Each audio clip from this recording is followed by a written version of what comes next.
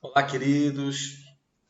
Sejam mais uma vez bem-vindos à nossa aula de geografia. O tema da nossa aula é meio ambiente, sustentabilidade e fontes de energia. Olha só, queridos, nós temos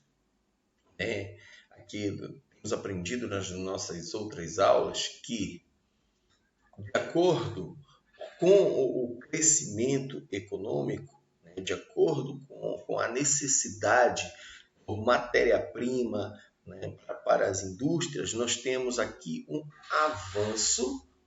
avanço também na degradação do meio ambiente. Então, nós temos aí uma dicotomia. O que fazer? Avançamos ou preservamos? Na verdade, o que a gente está fazendo, está tentando aqui falar nessas nossas aulas, é um dos principais, garantir aqui um dos principais desafios da nossa sociedade atual, que é o desenvolvimento sustentável. Ou seja, uma forma de desenvolver, um modelo de desenvolvimento de uma maneira global, capaz de satisfazer as necessidades da população, a nossa necessidade, sem comprometer as gerações futuras, ou seja, o legado que vai ficar para as próximas gerações, não exaurindo o meio ambiente, aquilo que ele pode fornecer para o nosso desenvolvimento, sem exaurir os recursos naturais. Então, assegurar essa sustentabilidade, para garantir para gerações futuras essa sustentabilidade, é preciso, primeiro, combater a pobreza. Isso é o primeiro alvo. Reduzir as desigualdades sociais de uma maneira drástica, e garantir a oportunidade a todos. Garantir o acesso ao emprego, acesso à água potável, acesso a saneamento básico, acesso à saúde, acesso à educação a todos. Garantir essa oportunidade igual a todos. Então, por que isso? Porque, galera, olha só, boa parte da população do mundo, boa parte da população mundial, na atualidade, consome muito, mais do que necessita para a sua sobrevivência. E aí, enquanto ela consome muito e causa a redução,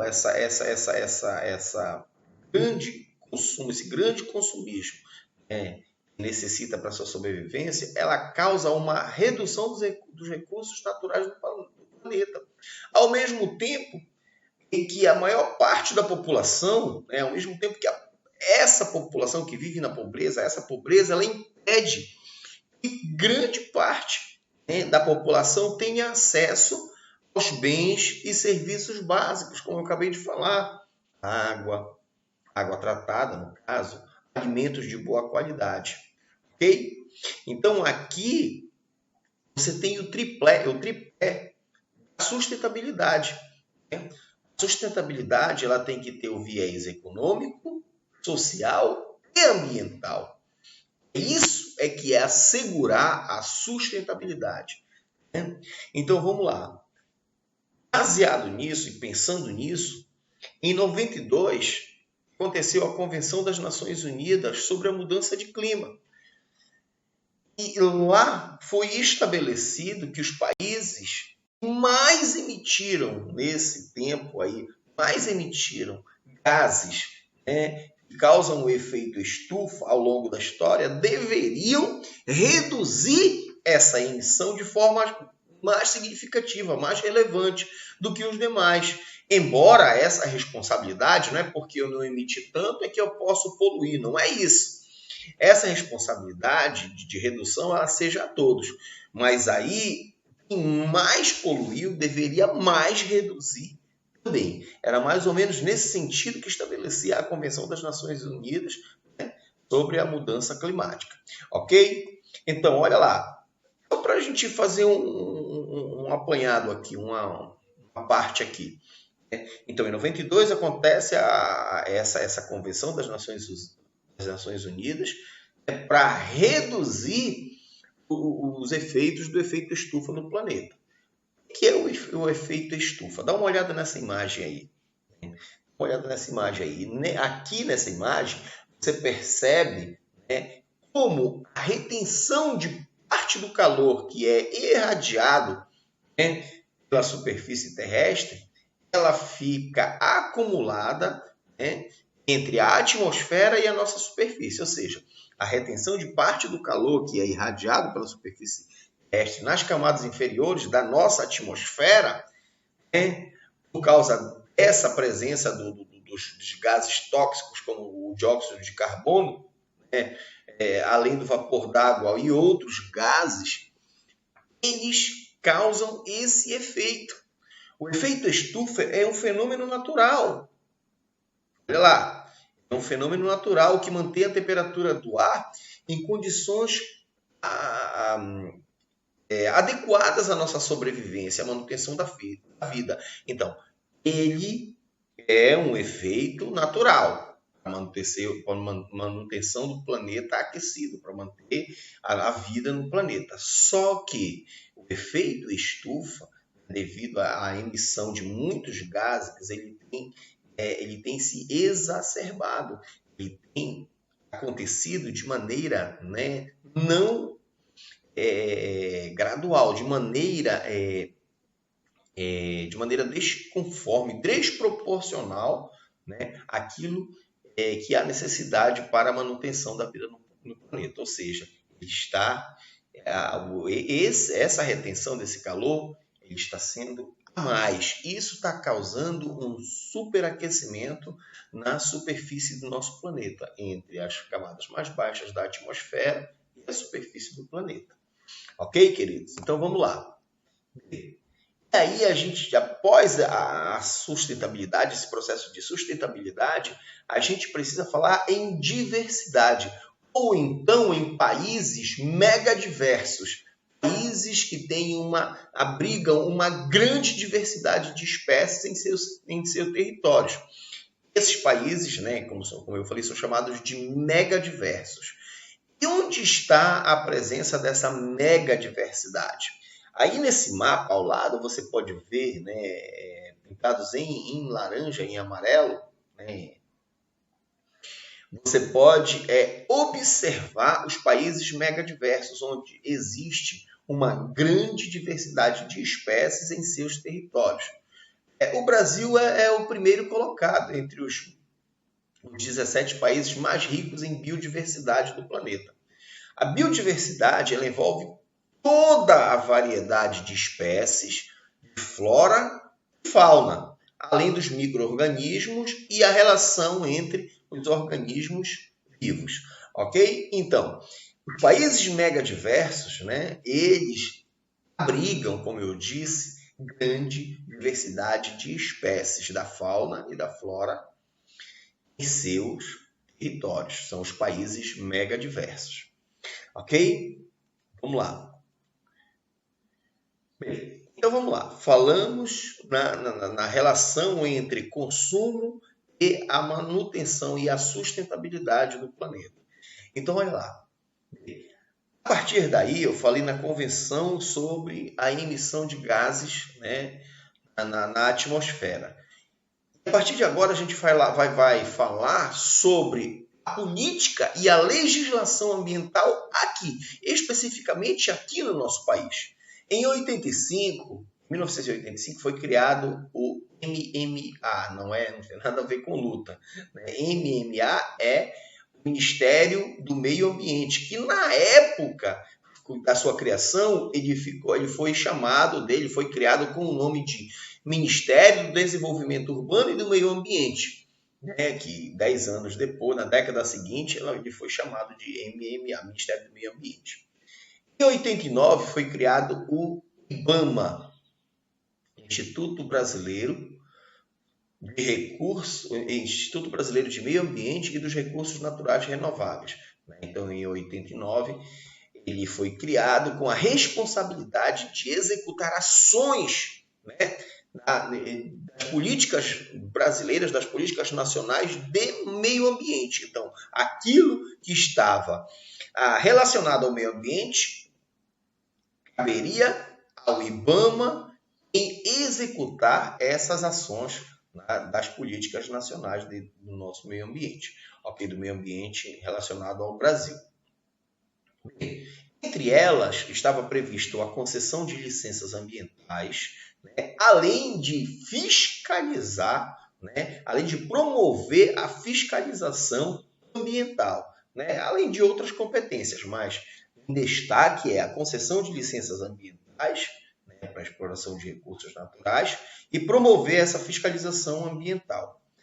Em 2012, foi aprovado o novo Código Florestal Brasileiro, que tinha o objetivo de aperfeiçoar os métodos de fiscalização nas áreas de preservação permanente e de recursos legais. Então, esse novo Código Florestal, aprovado em 2012, nós tínhamos, né, um código anterior. Então, esse novo código ele vai aperfeiçoar a maneira, os métodos de fiscalizar essas áreas de preservação. Aí a gente precisa fazer a diferença, né, entre as unidades de conservação. O que são essas unidades de conservação? Elas estão divididas, são regiões, não são locais, em que existe, né, toda uma relação, né, em relação ao uso, à proteção e uso sustentável, né, dos recursos naturais. Então vamos lá. Elas estão divididas em duas unidades, em duas subunidades. Primeiro, a unidade, a UPI, é a Unidade de Proteção Integral. Essa unidade de proteção integral, ela tem por objetivo manter a área praticamente intacta, né? Ela é algo que é praticamente intocável, apresenta as normas mais restritas, não é permitido consumo, coleta ou qualquer outro tipo de dano aos recursos naturais. Então, vou voltar aqui, olha aí. O objetivo é manter essa área, essa UPI, intacta. Não é permitido nada, nem coleta de produtos naturais, nem consumo, nada. E elas subdividem-se em estação biológica, né, em estação biológica, em estação ecológica, em reserva nacional, tá? Em parque nacional, monumento natural, refúgio da vida silvestre. Então vamos lá. Estação ecológica, eu fiz confusão, né? Vamos lá. Eu acho que eu confundi vocês um pouco. Então vamos lá. As UPIs, elas subdividem-se em estação ecológica, reserva biológica, parque nacional, monumento natural e refúgio da vida silvestre. São 5. Voltando mais uma vez, estação ecológica, reserva biológica, parque nacional, monumento natural e refúgio da vida silvestre. Em todas essas 5 subdivisões de UPIs, é proibido, não há, né, não é permitido nenhum tipo de consumo, coleta ou qualquer tipo de dano aos recursos naturais.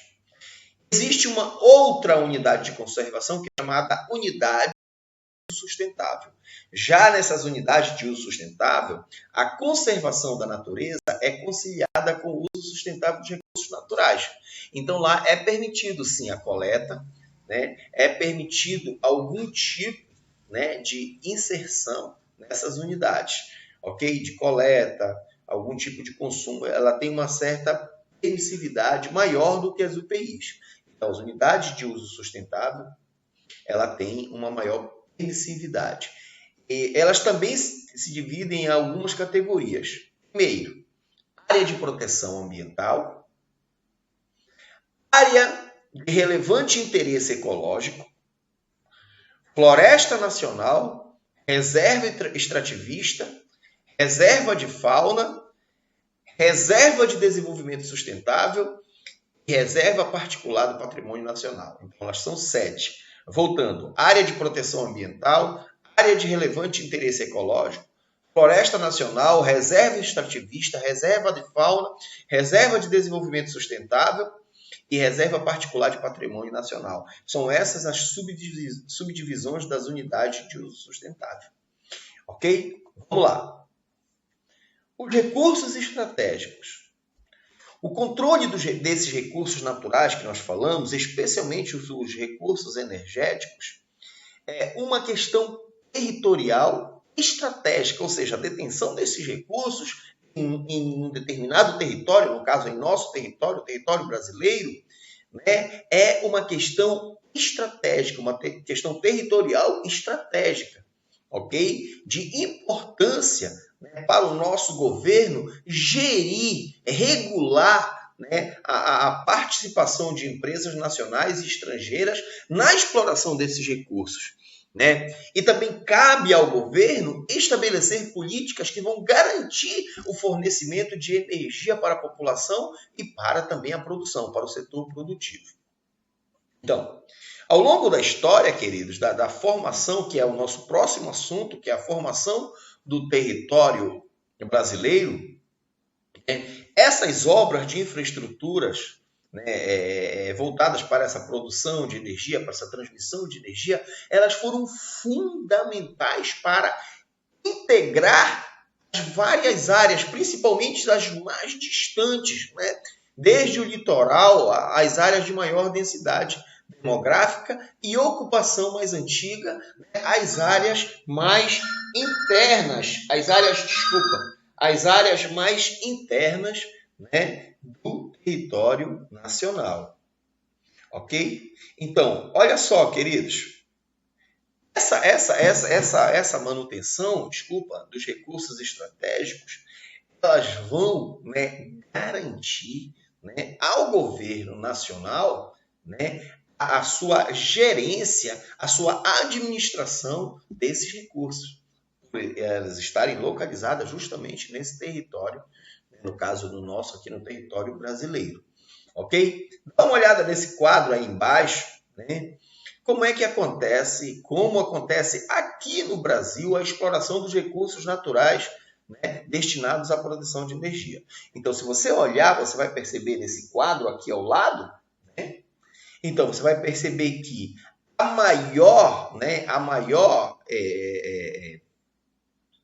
maior parte da nossa energia gerada, ela vem da energia hidroelétrica, né? Vem a partir do represamento de águas, né? De cursos de águas.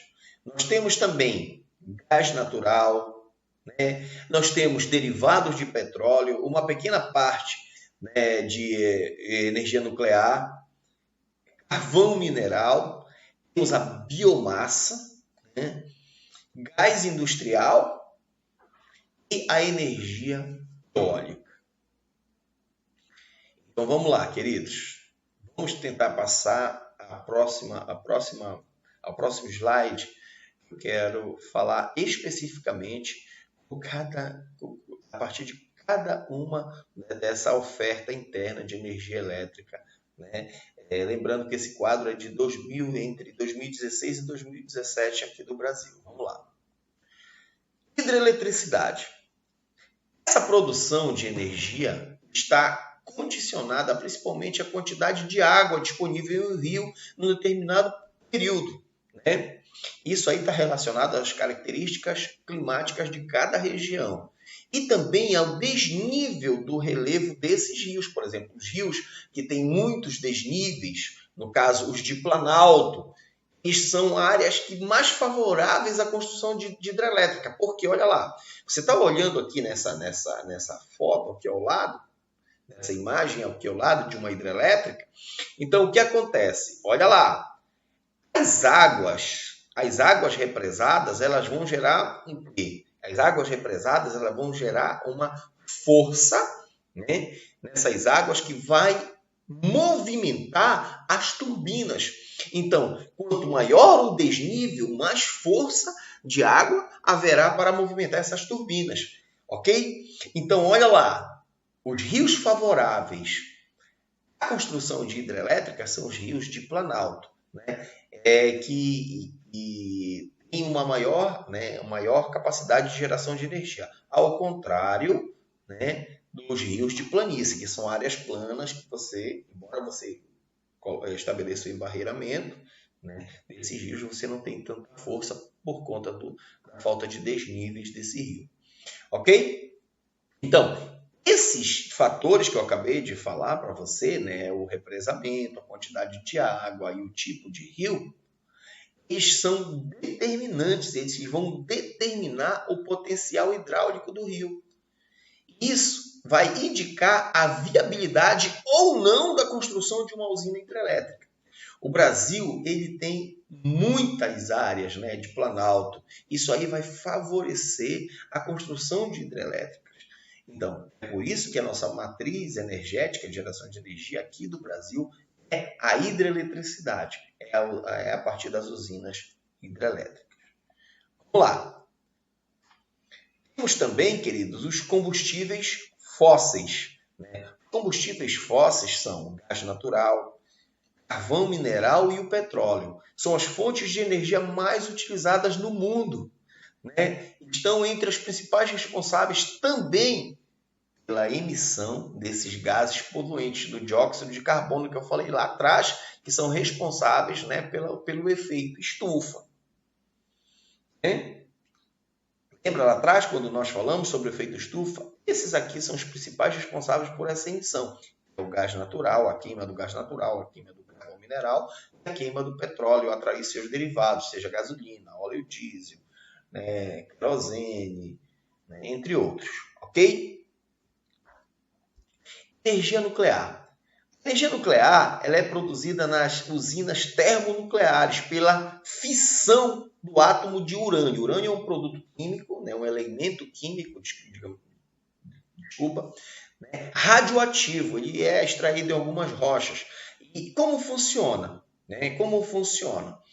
Né? Ele funciona com o aquecimento, né, desses minerais, com a quebra, né, desses átomos, pela fissão do núcleo do átomo, né, pela fissão do átomo de urânio, né, para a geração, gerando aí o quê? Essa energia. Lá na frente, eu não sei se já foi tratado isso aqui nas aulas de ciências, mas o átomo que tem, né, no seu núcleo, né, acontece apenas no núcleo, acontece a quebra desse núcleo. Isso aqui é chamado de fissão do átomo, fissão nuclear. Ok? Então, essas usinas termonucleares elas podem atingir uma grande quantidade de energia, alta produção de energia com baixa emissão de gases poluentes. Mas quais as desvantagens? Primeiro, uma energia muito cara, a implantação é cara. E o pior, a geração de lixo nuclear. Então, onde descartar os elementos radioativos, né, resultantes dessa geração de energia? E também há o risco de acidente nuclear. Né? Nós tivemos alguns acidentes, né, em usinas nucleares. Nós tivemos na Rússia um dos piores deles, que foi de Chernobyl. Nós tivemos também no Japão há pouco tempo um outro acidente parecido. Bem, além disso, queridos, o urânio não é renovável. Acabou. Ele não renova. Tá? Ele é encontrado em uma rocha. Então, hoje no Brasil, nós temos 2 usinas em operação. Né? As 2 estão no Rio de Janeiro, Angra 1 e Angra 2. Elas produzem aproximadamente 3% do total de energia nuclear no nosso Brasil. Né? Angra 3 está quase que consolidada, né? E está previsto para 2024 o início da sua utilização. Né?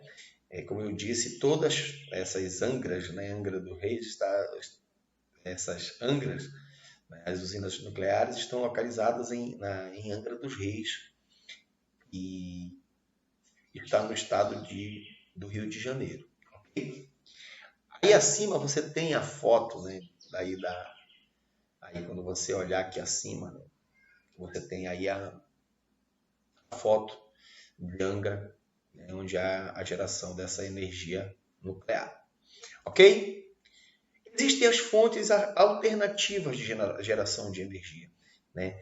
Por quê? Devido a essa crescente preocupação dos impactos provocados pelo uso excessivo dos combustíveis fósseis, principalmente petróleo, carvão mineral, isso tem impulsionado os investimentos nessas fontes alternativas de energia, que são elas as principais, a energia eólica, está aí a foto, né? Vocês podem ver lá que é a energia dos ventos, a energia solar, aqui acima, né? E a biomassa. A biomassa ali, o que é isso? Né? Isso são fontes alternativas de energia e vão, assim, estão vendo como uma possibilidade para diminuir esses impactos provocados pelos excessivos desses combustíveis fósseis.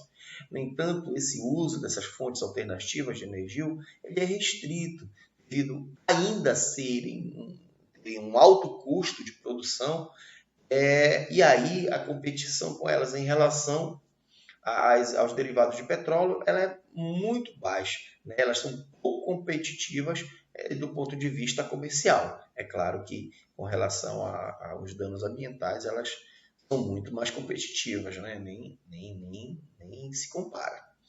Ok, queridos? Ok, obrigado pela atenção de vocês. Né? Obrigado, espero que vocês tenham gostado, que vocês tenham aproveitado essa aula, certo? Fiquem em paz, fiquem com Deus.